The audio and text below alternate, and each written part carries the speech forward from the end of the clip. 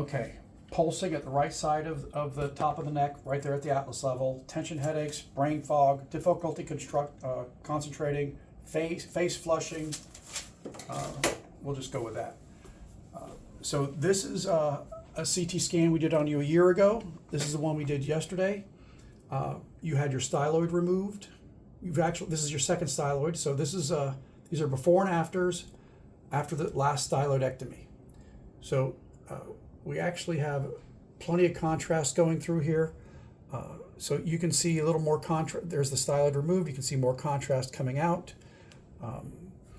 And it looks actually a lot better there. Now the thing with you is that, well, you had a couple bad traumas. One of them is that the car went up about 30 feet in the air and landed in a ditch.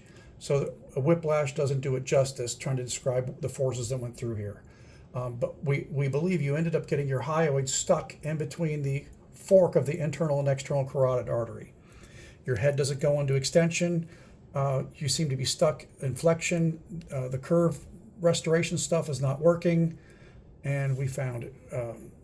Actually, well, basically what we ended up doing is moving all this soft tissue and the hyoid and everything to one side, and then you were able to go into extension because this hyoid was not able to go all the way back.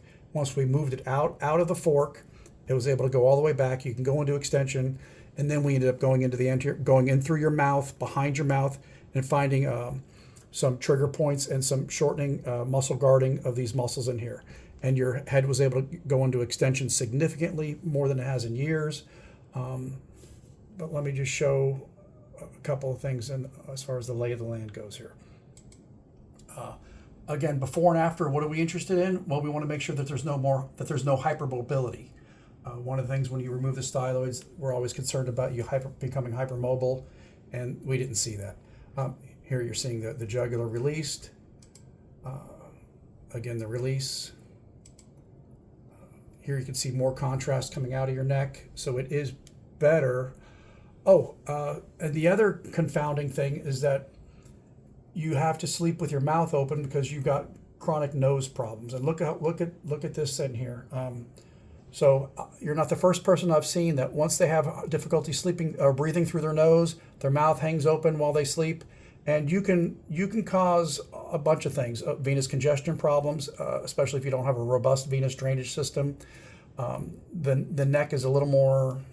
You can move your neck further when your mouth is open than when it's closed. So it is a confounding factor that makes things worse. And I've seen that quite a bit. So here's a before and after. You can see that the jugular is still being tractioned by the atlas. Now, I said about the trauma that you had, but here's the thing. There are chiropractors and physical therapists and people that just want to do a joint mobilization. So you had somebody come in and use like a jackhammer type of thing, hitting the back of the atlas, knocking it forward, and your symptomatology got significantly worse. And we've had a hard time bringing it back. So you are vulnerable and injured towards a hyperflexion injury, and that you had nothing to protect yourself against that line of force. And here you can see how the atlas is still digging in. Now you did last year get the transverse process shaved down on the right side to give you your jugular a little more opening there when they removed the styloid. That was a good job. Again, this is a before and after, so I'm looking for the atlas misalignment, and it really wasn't. It wasn't so much as laterality or rotation as it is that the atlas has gone too far forward. And I really did kind of drilled in on that and look for that. Sometimes we can be a hero by adjusting a rotated atlas, but there's before, there's after. Here you can see that jugular's opened up. And the reason you came back here after a year is that the styloid was removed, both styloids are removed, and you're still not better. Okay, so again, we're taking an inventory before and after. We did all these ranges of motion on you, and we're not seeing any more range of motion up in there. Maybe a touch in one unique angle, but really, and this is it. Here you can see the condyle rocking out a little bit more than it did before. So you weren't really better or worse from the styloidectomy, but it was the next step, and we did capitalize on that today. knowing it was one less thing. Yeah, we did great inventory on that. You're no worse for the wear. Removing the styloids didn't do anything negative for you. Okay, so here's the deal. This is what you looked like a year ago, and you were not responding. This is a 10-pound weight around your neck. Me and everybody else, everybody wants to bring the curve back, but you were resistant for the curve coming back, and we believe it's because it's hyoid from the car accident where you went 30 feet up in the air and landed in a ditch, that somehow your head got flexed and all the soft tissues moved to the right. So the hyoid was not able to retract all the way back like it normally would, especially when somebody tries to bring their head back. Anyway, so today, what did we do? Well, it took us a while to get to it, but we do have a CT scan. When you turn your head to the left, the hyoid comes out. So we were able to turn your head to the left, bring the hyoid out, grab in there, grab the soft tissues, move it over to one side, and then put your head into extension, and it worked. You were able to go into extension for the first time in years, and this is what you looked like a year ago, and this is after we did that today. So there's the 10-pound weight. All of a sudden, it's responding, and you're going to respond pretty quickly to this.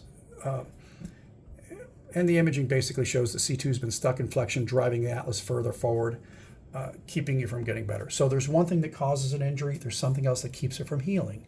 So the guy pushing your atlas too far forward, and then you're kind of set up in already that direction. So bringing you into an extension and keeping your head up. And you've been to several doctors, famous doctors that we know, and everybody's done pretty good work for you.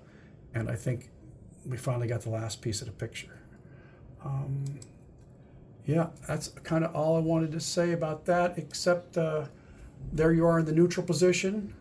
You can see how much the internal carotid is being displaced. With right head rotation, we see it displaces more. And that is the thing, is like for yesterday we worked on you, you were better, and then you woke up and everything was back again. So our current working diagnosis now is that while you're sleeping, your head is going into a flexion.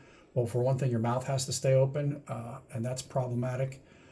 So we're going to run different experiments. One, having you wear a collar so that you don't go into flexion, or definitely a right head rotation where this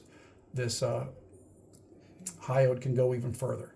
So again, you had a nasty injury. The ligaments, the soft tissues got torn and contracted, and you're stuck in there.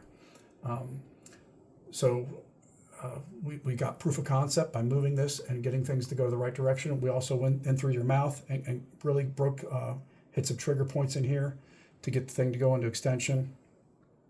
Your doctors in your neck of the woods are going to follow up and keep doing this work. Anything you want me to talk about? Anything I missed? No, that's all. Okay, thank you. Thank you very much. I appreciate it. Mm-hmm. Good.